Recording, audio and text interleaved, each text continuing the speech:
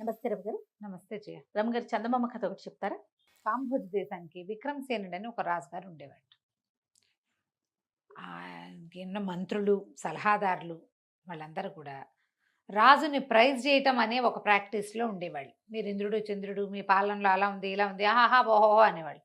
ఎంతసేపు ఆహా ఓహో వింటుంటే వీళ్ళు దొంగ మాటలు చెప్తున్నారేమో అనిపించేది ఆయనకి. నమ్మేవాడు కాదు. ఈ నమ్మక ఆయన ప్రజల్లోకి వెళ్ళి తెలుసుకోవాలనుకునేవాడు. ఓకే. ఆయన ఏం చేసేవాడు, ఎప్పటికప్పుడు మారువేషంలో ఊళ్ళ వెంట తిరిగేవాడు. అక్కడి నుంచి ఈ ఊళ్ళల్లో చిన్న చిన్న ఊళ్ళల్లో సాధారణమైన భోజనం హాయిగా ఉన్నట్టు, రుచిగా ఉన్నట్టు, ఊళ్ళు తేలిగ్గా ఉన్నట్టు, అది బాగా అరిగి వంట పట్టినట్టు అలా అనిపించేది ఆయనకి. రాజభవనంలో రాజుగారిని క్లాస్గా ఫుడ్ తయారు చేసే ఎప్పుడు అజిత్తో బాధపడేవాడు. ఆ రోడ్ల మీద తిరిగి మామూలు పాటక జనంతో వాళ్ళు ఎవరెవరు తింటుంటే రా బాబు నువ్వు కూడా తిను ఒక ముద్దాన్ని పిలిచి పెట్టేవాళ్ళు.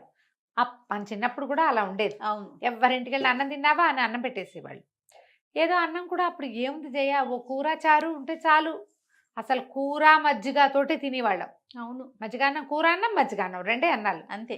వేసుకుంటే ఏ ఆవకాయో వేసుకోవటం. ఇప్పుడు మరీ ఎక్కువ వచ్చేసేలా సింపుల్ భోజనం పెడితే మరి హాయిగా ఉందంటారు అని మనతో చెప్తారు, కానీ ఏమి చేసి పెట్టలేదని అందరూ బయటికి వెళ్ళి ఖచ్చితంగా అంటారు.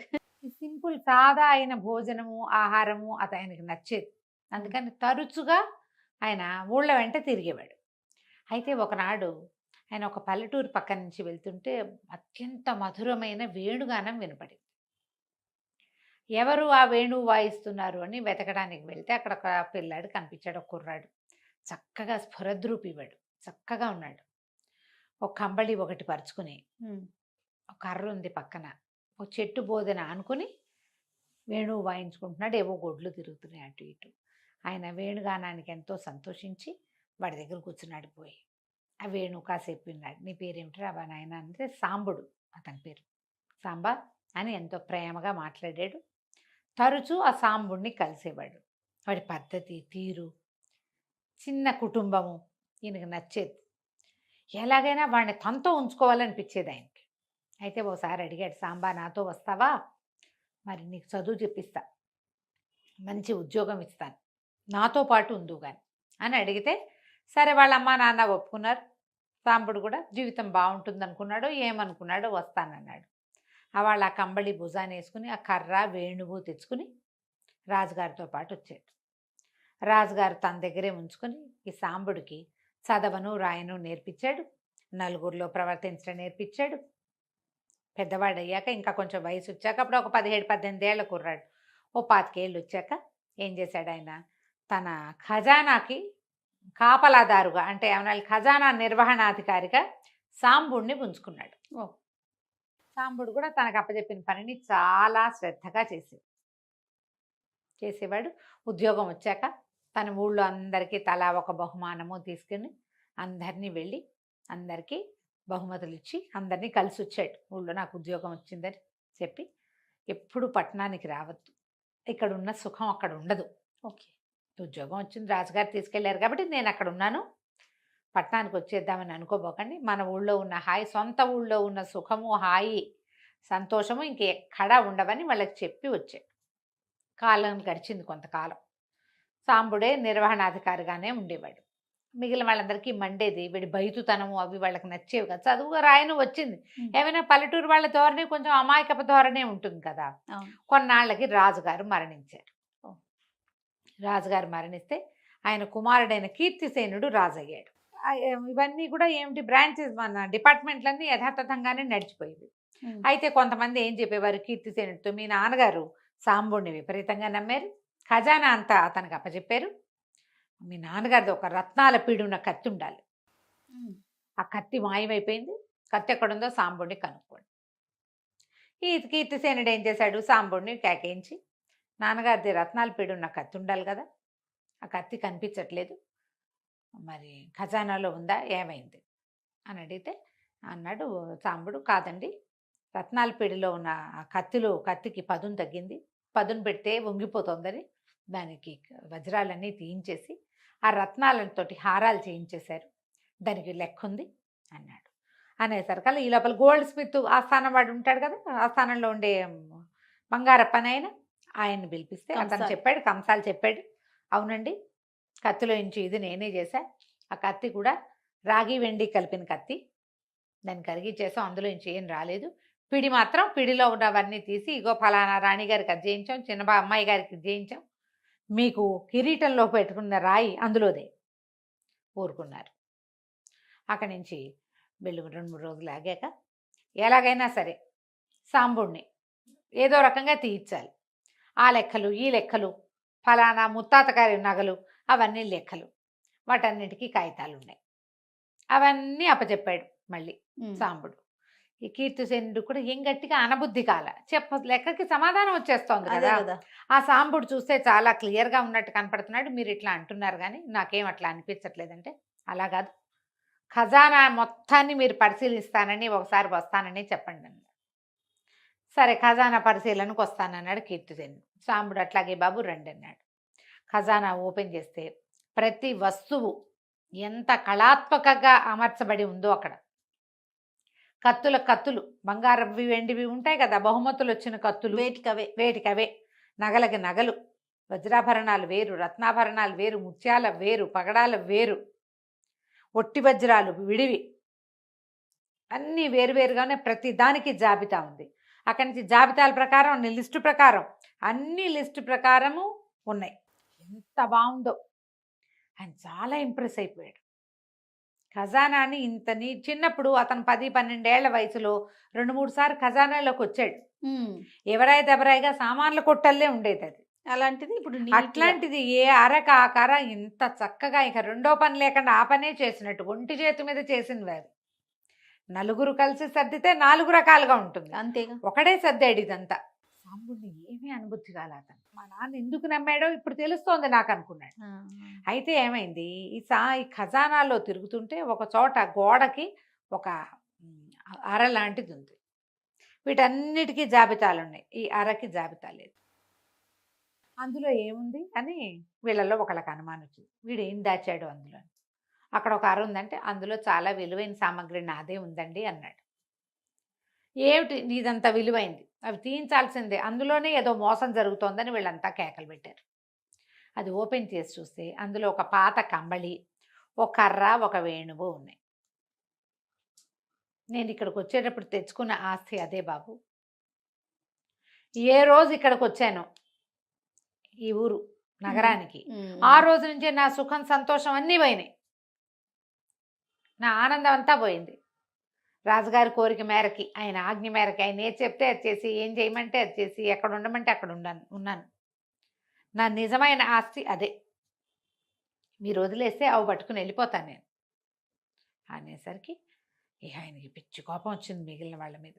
ఆయన సాంబుడిని కావలించుకున్నాడు రాకుమారుడు. నా తండ్రి నిన్ను ఎందుకు నమ్మాడో నాకు ఇప్పుడు తెలిసింది, నీ ఆస్తి నువ్వే అటు పెట్టుకొని అర మూసేసాడు. ఆ తర్వాత తండ్రి ఎంత బాగా చూశాడో అంతకు 100 రెట్లు బాగా చూసుకున్నాడు ఆయన సాంబుడిని. అది సంవత్సరానికి ఒకసారి వాళ్ళ ఊరు పంపించేవాడు, ఏడాదికి ఒకసారి ఖజానా నేను స్వయంగా చూసుకుంటా ఈ వారం రోజులు, మీరు వెళ్ళరండి అని పంపించేవాడు. బతికున్నంత కాలం సాంబుడిని తండ్రిని చూసినట్టుగా చూసుకున్నాడట. విలువైన ఆస్తి అంటే ఏంటంటే సుఖ సంతోషాలు ఎక్కడుంటాయో అది. నీకు ఎన్ని వస్తువులు ఉన్నాయి, నువ్వు ఎంత చేసావు, నీ దగ్గర ఎంత డబ్బు ఉంది కాదు, నువ్వు ఎక్కడ హాయిగా నిన్ను నువ్వు మర్చిపోయి ఉండగలుగుతావు, అది నిజమైన ఆస్తి. ఖజానాలో అన్ని కోట్లు ఉంటాయి, వాడికి ఏం సంతోషాన్ని ఇవ్వాల. ఇదంతా నా చేతి, మామూలుగా ఏమనుకుంటారు, ఏదైనా ఒక అకౌంట్స్ మెయింటైన్ చేసే వాళ్ళకు కూడా గొప్పే, ఇదంతా నా చేతి మీదే నడుస్తోంది అని. అతనికి అది లేదు.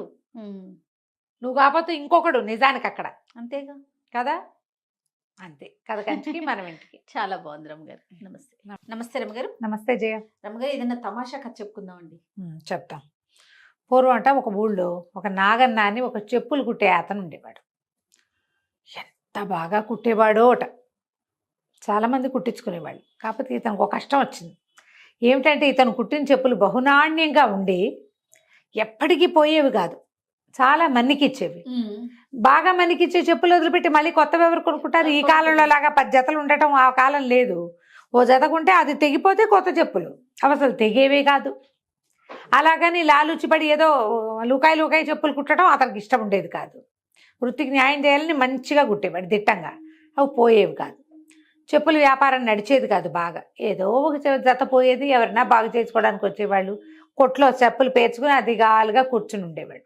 అయితే ఏమైందట, ఒకసారి ఒక పొట్టి మరిగుజ్జు ఒక అతను వచ్చాడట. వచ్చి చెప్పులు తెగిపోయినాయి, బాగు చేయమన్నాడు. బాగు చేయమంటే బాగా పాతబడ్డాయి బాబు అన్నాడు అని చెప్పాడు నాగన్న. అవును, వాళ్ళందరూ కాదన్నారు, నువ్వేమైనా చేస్తావేమోనని నీ దగ్గరకు వచ్చాను అన్నాడు. అయితే అయిందిలేండి బాబు, కొత్తవి కొనుక్కోవచ్చు, కానీ ఇంకా మన్నే అవకాశం ఉంది. వేలు ఎక్కడ తెగింది కానీ మిగిలింది బాగానే ఉంది, నేను చేసి పెడతానని ఏం చేశాడు, మళ్ళీ అదంతా ఊడదీసి దానికి పై ఉంగటము ఆ పై పట్టి అన్నీ కొత్తవి మార్చి ఇచ్చాడు. చెప్పులు కొనుక్కోండి, నేను ఇవి చేయను అని అనకండి. అతను చాలా సంతోషించి ఒక పావలా చేతులు పెట్టి అది భుజానికి ఒక సంచి ఉంది, సంచిలోంచి ఒక జత పావుకోళ్ళు లాంటి చెప్పులు తీసాడు బయటికి. ఇగో ఇవి నీకు బహుమతిగా ఇస్తున్నా, ఇంత చక్కగా బాగు చేసినందుకు. దుకాణంలో కనపడేలాగా పెట్టుకో, ₹1,00,00,000 వచ్చినా వీటి అమ్మద్దు, ఇవి నీ దగ్గర ఉంటే నీ వ్యాపారం బాగుంటుందని చెప్పాడు. అవి తమాషా షేపు, చుట్టూతా ఏదో నగిచి చెక్కినట్టుగా ఉండి చెక్కతో చేసిన పావుకోళ్ళు. పావుకోళ్ళు అంటే తెలుసా, ఇలా చెక్కలాగా ఉంటుంది, ఒక పిడి ఉంటుంది, ఇక రింగులు హుక్స్ ఏం ఉండవు దానికి, ఒక పిడి. పెళ్లిళ్లలో పావుకోళ్ళు నడిపిస్తారు. ఈ పావుకోళ్ళని మనకి సన్యాసం పుచ్చుకునే వాళ్ళు వేసుకునే వాళ్ళు అనమాట. సరే, పెళ్లి కొడుకు ఎందుకు వేస్తారు రమ్మగారు? పెళ్లి కొడుకు వేయరు, కాశీ యాత్రకి వేయిస్తారు. కాశీ వెళ్ళిపోయే వాళ్ళు ఏమిటి, ఇంకా బ్రహ్మచారిగా ఆ జన్మాంతం బ్రహ్మచారిగా ఉండి కాశీలో చదువుకోవడానికి వెళ్ళిపోతారని కాశీ యాత్రకు పంపిస్తారు. తాత్కాలికమే కదా. ఇప్పుడు పావుకోళ్ళు లేవని కొత్త చెప్పులు వేసేస్తున్నారు. అవును, చెప్పులు వేసేస్తారు, బాటా చెప్పులు కొనుక్కొస్తే సరిపోతుంది, చాలు. అక్కడి నుంచి ఏమైంది, ఈ పావుకోళ్ళని సరే బల్ల మీద పెట్టాడు. చక్కటివి అవి, వెరైటీగా ఉండేవి, ఎత్తి కాస్త పైకి కనపడేలాగా పెట్టాడు. వాకిట్లో నుంచి ఎవరైనా కొట్లోకి రాగానే మొదట పావుకోళ్ళు కనపడేవి. అట్ట ఈ నాగన్న వ్యాపారం పెరిగిపోయింది, ఎంత బిజినెస్ వచ్చిందో. ప్రతి వాళ్ళు కొనుక్కునేవాళ్ళు, 3-4 జతలు కూడా ఉంచుకునేవాళ్ళు, వేరే ఊళ్ళు వెళ్తూ చుట్టాలకు గిఫ్ట్ ఇవ్వడానికి కూడా తీసుకుపోయేవాళ్ళు. క్రమంగా ఇతను తన చేయి పని చాలక 3-4 పని వాళ్ళని పెట్టుకున్నాడు. అంత బిజినెస్ నడిచేది. కానీ ఎవ్వరికి ఎప్పుడూ ఆ పావుకోళ్ళ జత అతను అమ్మల. చాలా కాలం ఉండిపోయిన తర్వాత 3-4 పని వాళ్ళతోటి బాగా స్థిరపడ్డాడు నాగన్న. ఓసారి ఆ ఊరినేలే రాజుగారు కూతుర్ని వెంటేసుకుని బజార్లు తిరగబోయాడు, షికారు. బజార్ వెళ్ళారు. సరే ఏమైంది, ఈ చెప్పుల షాపులు చూసి నాన్న చెప్పులు కొనుక్కుందామని పెళ్ళి ఏం చేసింది, రాకుమార్తె వీడికి ఈయన కొట్టు మీద, ఈ నాగన్న కొట్టు మీద బండి దిగింది. రాజుగారు కూతురు ఇద్దరు దిగారు. దిగిన తర్వాత లోపలికి వచ్చి, ఏమిటో మంచి జత చెప్పులు చూపించు అని ఆయన రాజుగారు నాణ్యం పరీక్షించే లోపల ఈ పిల్ల ఆ పావుకోళ్ళు చూసి, నాన్న అవి కావాలి నాన్న. అయ్యో అవి అమ్మేవి కాదండి, ఊరికే షో పెట్టానంటే. షోకే కదా ఇచ్చేసేయమంటాడు రాజుగారు. కాదంటే ఏమంటాడో తెలీదు. అమ్మేవి కాదండి, బొళ్ళు ఖరీదండి అని ఎంత చెప్పినా వాళ్ళు వినలా. ఆ పిల్ల ఏం చేసింది, ఆ చెప్పులు తీసేసుకుని కింద వేసేసింది వేసుకోవటానికి. రాజుగారు 1000 రూపాయలు ఇస్తా, ఇక నువ్వు మాట్లాడడానికి వీల్లేదన్నాడు. మామూలుగా అలాంటి చెప్పులు 20 రూపాయలు, 40 రూపాయలు, 100 రూపాయలు లోపే అమ్ముడుపోతాయి. 1000 అంటే చిన్నదా. ఏం చేయాలో తెలియలేదు, ఇతనికి అమ్మడం ఇష్టం లేదు, కానీ ఇంకా తప్పల, ఆప్షన్ లేదు. సరే ఒప్పుకున్నాడు. చుట్టుపక్కల వాళ్ళు పని వాళ్ళు ఊరుకో చంపేస్తాడు. రాజుగారి కోపం వచ్చిందంటే పిల్ల ముచ్చట పడిందని కావాలంటున్నాడు, లేకపోతే పావుకాళ్ళు వాళ్ళు ఏం చేసుకుంటారు ఇటా అని 2-3 ప్రొవోక్ చేశారు. ఆ వెనకాల వచ్చిన వాడు ఎవడో ఉంటాడు కదా అధికారులు, వాళ్ళు కూడా ఏమిటో రాజుగారు అడిగితే నిలుగుతున్నావు అని ఇలా కొంచెం వాళ్ళు కాస్త దౌర్జన్య కంఠాలు కూడా పెట్టారు. ఏం చేయాలో తెలియలే, ఒప్పుకున్నాడు. ఆయన సంచిలోంచి 1000 రూపాయలు ఇస్తాను నీకు ఇప్పుడైనా బ్యాగులో చేయి పెట్టాడు. చేయి పెట్టేశారు కదా, ఈ పిల్ల ఏం చేసింది, కింద వేసినాయిగా పావుకోళ్ళు వేసింది కదా, టక్కిన తన చెప్పులు వదిలేసి ముఖమాల చెప్పులు మెత్తటి ఉన్నాయి అమ్మాయి కాళ్ళకి, అవి వదిలిపెట్టి ఈ పావుకోళ్లలో కాళ్ళు దూర్చింది. ఎప్పుడైతే కాళ్ళు దూర్చిందో పావుకోళ్ళు రయ్యమని ఎగిరిపోయినాయి పిల్లతో సహా. అయ్యో అన్నారు, రాలేదు మూలేదు వెళ్ళిపోతుంది పిల్ల కేకలు పెట్టేస్తుంది. దాని చేతిలో ఒక చిన్న కుక్క పిల్లని, ఆ కుక్క కాస్త ఎగిరి ఎక్కడ పడింది, ఎగిరిపోయింది, పడిపోయింది, ఎక్కడ పడిపోయిందో తెలియదు. ఈ పడిన కుక్క పిల్ల కూడా ఈ అమ్మాయి వెనకాల పరిగెత్తడం మొదలుపెట్టింది. ఈ లోపల షాపులో పనివాళ్ళు, ఈ వెనకాల వచ్చిన అధికారులు అందరూ రాకుమార్తెని వెనకాల పరిగెత్తారు. ఏం పరిగెత్తినా వీళ్ళకి అందకుండా ఆవిడ ఎక్కడికో వెళ్ళిపోయింది. ఆ పావుకోళ్ళు ఏమిటి కాళ్ళకి తగిలిస్తే ఎగిరిపోతాయి. ఓహో. కొట్లో పెడితే అవేమనం. వాటి మీద వాటికి ఉన్న మహిమ వల్ల ఇతనికి వ్యాపారం వచ్చింది. రాజుగారు లబోదిబోమన్నాడు. నేను చెప్పాను కదా బాబు, ఎవరో మంత్రి ఇచ్చిన పావుకోళ్ళు ఇచ్చారండి అని లబలబలాడాడు నాగన్న. నీ దిక్కుమాల చెప్పులతోటి నా పిల్ల ఇటు అయిపోయింది అన్నాడు. ఇక వాళ్ళని ఏం చేయలే రాజుగారు. ఇక అక్కడి నుంచి వెతకండ్రా అన్నాడు. అందరూ తలా ఒక పక్కకి పొలోమని పరిగెత్తారు. ఆ అమ్మాయి పరిగెత్తిన దిక్కే పరిగెత్తిన పనివాళ్ళు, తర్వాత ఈ రాజభటులు కొంత దూరం వెళ్ళాక ఆగిపోయారు. వీళ్ళ కంటికి కూడా కనపడకుండా పిల్ల ఎక్కడికో వెళ్ళిపోయింది. ఆ కుక్క పిల్ల కూడా పరిగెత్తింది, అది ఎటుపోయిందో వీళ్ళకి కనపడలే. ఇక లవో దివో ఊరంతా. అక్కడి నుంచి రాజుగారు ఏం చేశాడు, ఆ చుట్టుపక్కల అన్ని ప్రాంతాలకి ఊరి పొలిమేరలకి పంపించాడు మనుషుల్ని. ఎక్కడైనా రాకుమార్తె చెప్పులతో ఎగిరిపోతూ కనపడుతుందని. లేదు. 2 రోజులు గడిచిపోయింది. రాజుగారు కేకలు పెట్టాడు, నా పిల్లని ఎటకైనా దక్కించండి, అర్ధరాజ్యం ఇచ్చేస్తాను నేను. ఎవ్వరూ సాహసించలే ఆ పనికి. వెతుకుతున్నారు, వెతికితే ఏం దొరకదు. అక్కడి నుంచి వీడు ఈ నాగన్న గారి కొట్లో తిన్నడని ఒక కుర్రాడు ఉన్నాడు. ఓ 19-20 ఏళ్ళు ఉంటాయి. వాడు అన్నాడు, నేను వెళ్తానులే బాబు, వెతుకొస్తాను, చూద్దాం ఏమైనా మన అదృష్టం ఎటా ఉందోనని.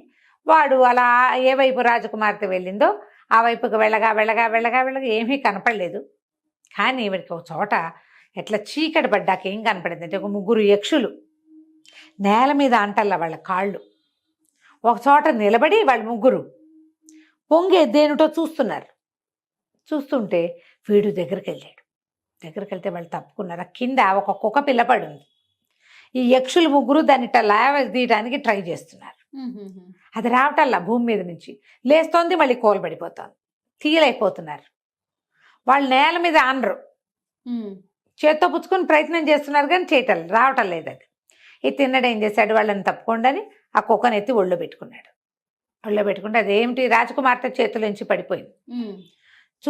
చూసేసరికి దాని కాలు ఏమిటో అడ్డదిడ్డంగా విరిగిపోయింది, గాయం, నుంచోలేకపోతుంది. అది కాలు లేదు, కాలు లేదు, కొంచెం చిన్నపిల్ల అది.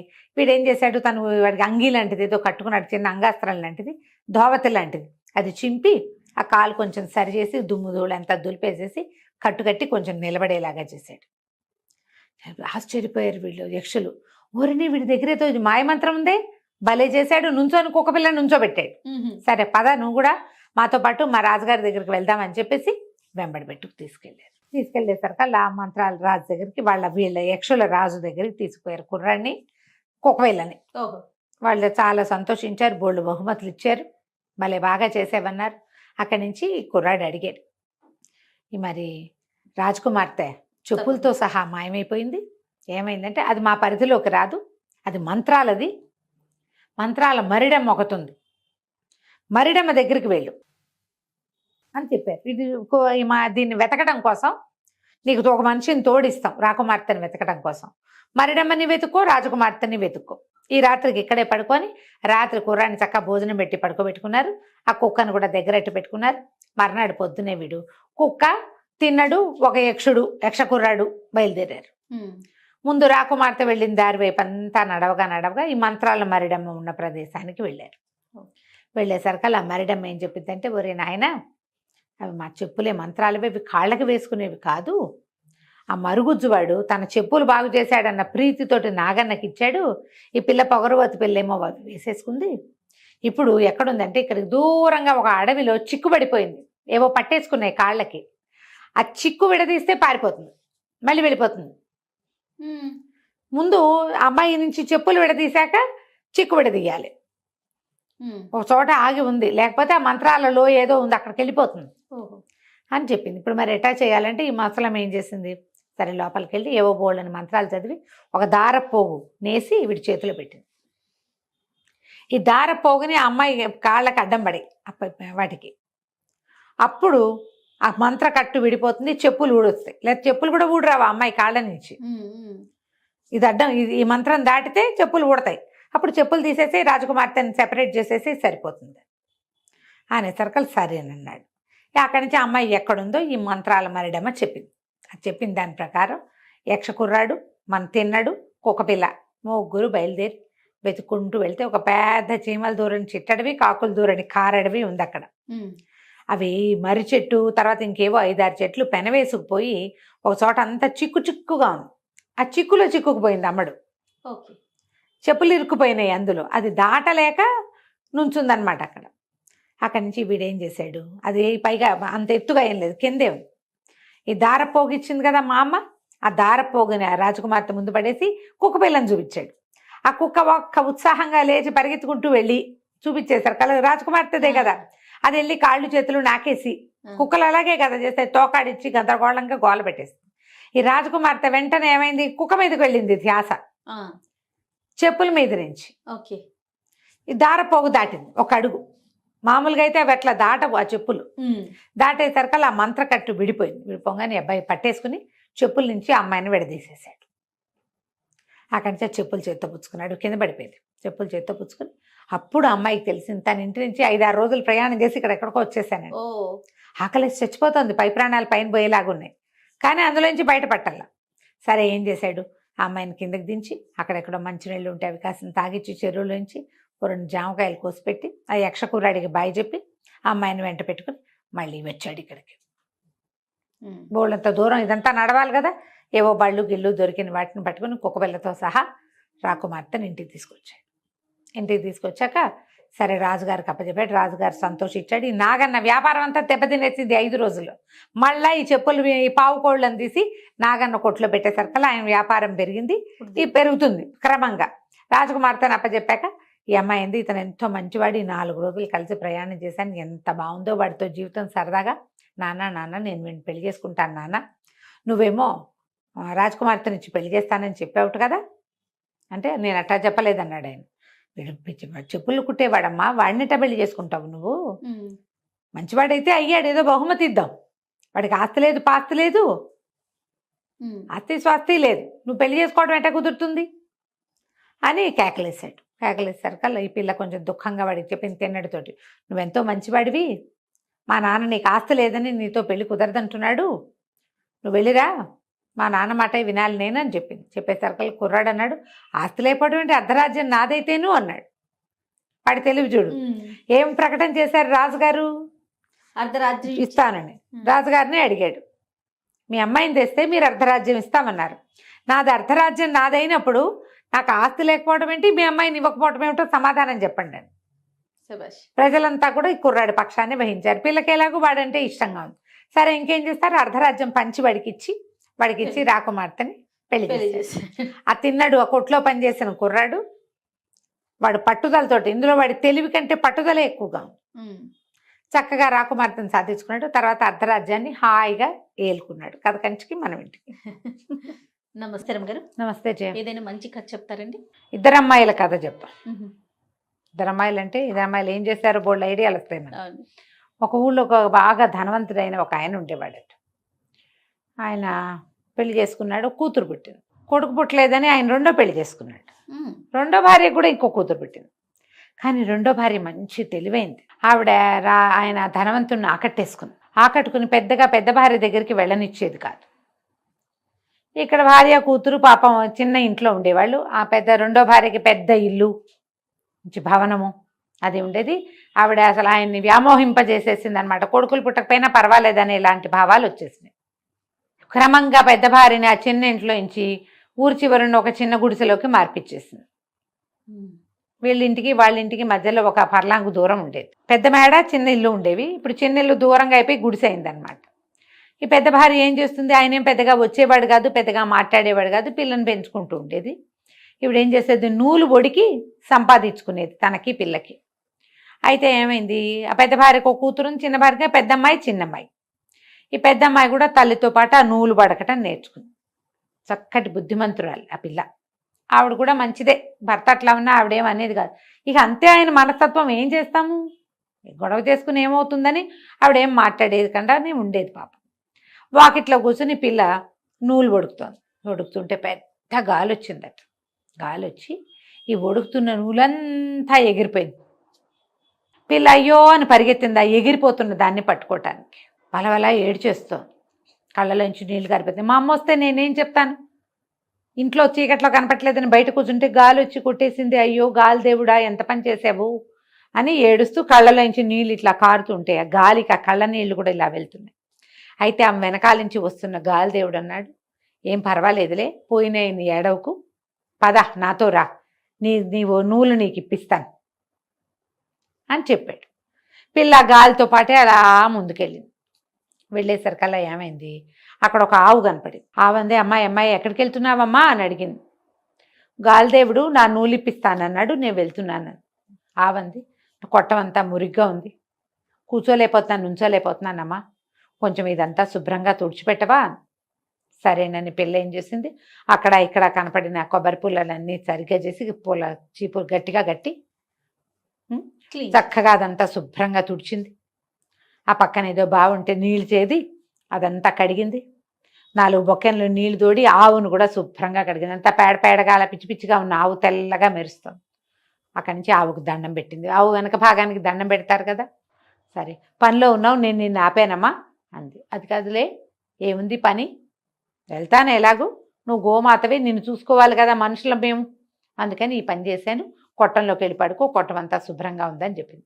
ఆవు లోపలికి వెళ్ళిపోయింది. ఈ అమ్మాయి మళ్ళీ నడవటం మొదలుపెట్టింది. గాలి ఆ పక్కకి వీస్తుంది, ఏ పక్కకి వెళ్తే ఆ పక్కకి రమ్మన్నాడు. ఆ పక్కకి వీస్తుంటే ఆ పక్కకి నడుచుకుంటూ వెళ్తుంది. వెళ్తుంటే ఒక అరటి చెట్టు కనపడింది. అక్కడ అరటి చెట్టుకి కొంచెం చిన్న గెలేసింది. గెలేస్తే అరటి చెట్టు చుట్టూతా రకరకాల తీగలు, ఎన్ని తీగలో దాని మీద పడిపోయి ఆ తీగలన్నిండా కాయలు పువ్వులు.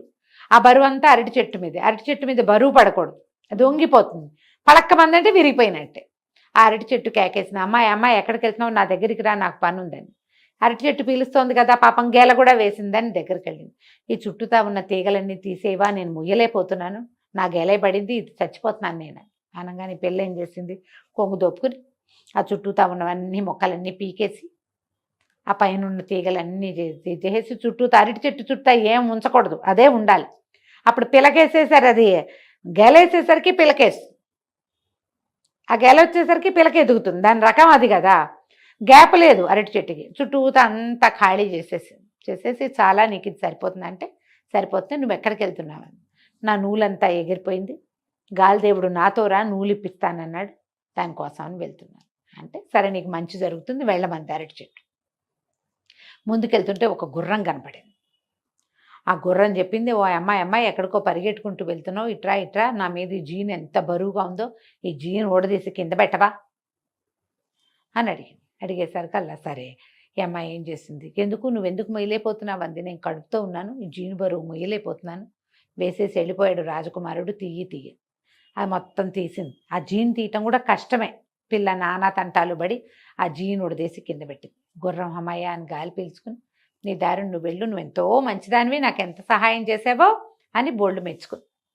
సరే, పిల్ల ముందుకు అట్లా వెళ్తుంటే ఇక గాలి ఏం చేసింది, ఒక పెద్ద బిల్డింగ్ లాగా ఉన్న చోటకి ఈ అమ్మాయిని తీసుకుపోయి లోపల అమ్మలగన్న అమ్మ ఉంది, నువ్వు వెళ్ళు, నీ నూలు నీకు ఇస్తుందా అనేసరికి ఈ అమ్మాయి లోపలికి వెళ్ళింది. లోపల ఒక ముసలి మా అమ్మ కూర్చుని ఉంది, చక్కగా ఉంది ఆవిడ. ఈ అమ్మాయి గాలి అంత ఎగిరిపోయిందిగా, రాట్నము నూలు వడుకుతున్నది అన్నీ ఎగిరిపోయినాయి, అది పట్టుకుని ఇట్లా వడుకుతుంది. ఈ అమ్మాయి చూసింది, అమ్మ నా నూలు నాకు ఇప్పించవా అని అడిగితే, ఎందుకు ఇప్పించను, చక్కగా ఇప్పిస్తా, నువ్వు చూడు ఎప్పటి నుంచో రోడ్డు మీద ఉన్నట్టున్నావు, ఒళ్ళంతా దుమ్ము మురికి కొట్టుకుపోయినావు, నువ్వు పోయి ఇక్కడ కొలనుంది కోనేరులో స్నానం చేసిరా, 2 సార్లు మునుగు, 3సారి మునగద్దు, 2 మాటలే మునగాలి అన్నది. సరేనని పెళ్ళి ఏం చేసింది, వెళ్ళి నీళ్లలో మునగంగానే తెలుసుకుంది, ఒళ్ళంతా తెల్లగా అయిపోయింది, తనకి చక్కగా ఉంది, నున్నగా మెరుస్తోంది. మళ్ళీ మునిగేసరికల్లా పిల్ల బోసిగా ఉన్న పిల్లకి చెవులకు ఆభరణాలు, మెళ్ళలోకి వస్తువులు అన్నీ వచ్చేసినాయి. నీటిలోంచి బయటకు వచ్చింది.